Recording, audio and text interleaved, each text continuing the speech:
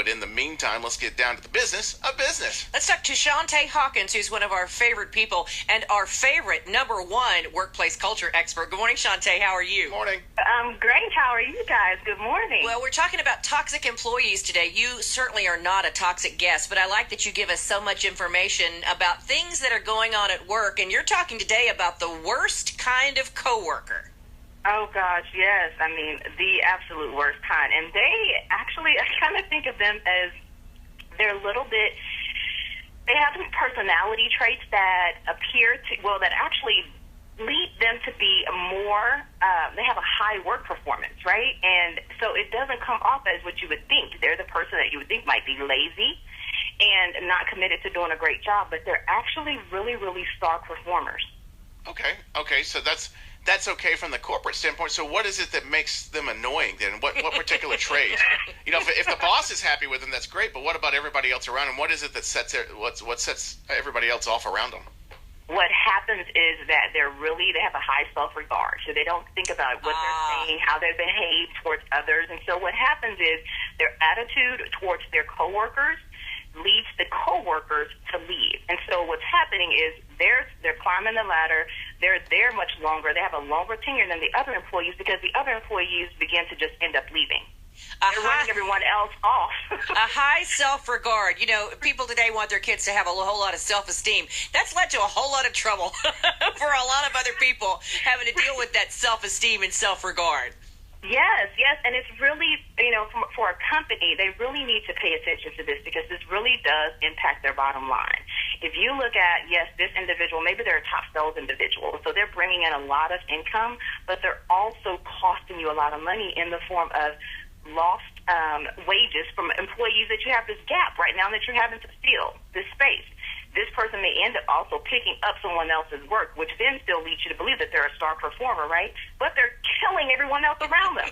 It's called the Dennis Rodman effect. For those of you that like basketball, you know, he was best at what he did, but you know, at what cost? Everybody around him was kind of freaking out. Maybe he was the only normal one, though. Yes, I mean, but we all know one or two or several individuals like this, right? Yeah. An organization. The toxic coworker. So if we've got a toxic coworker and we're not in management and we don't care, well, we do care, of course, about the company's bottom line, but maybe not the same way that management does, what does the coworker of this toxic person do to deal with them? I mean, the one thing that they can do anytime that you feel like whether you're being bullied or you're not able to perform or you're not able to work with a certain individual, you always want to make sure you're communicating this to your boss. If your boss doesn't listen, you want to make sure you're communicating it to HR. But you want to make sure that it is known, and even if you end up leaving the organization, you've gone on record as stating that person is a problem.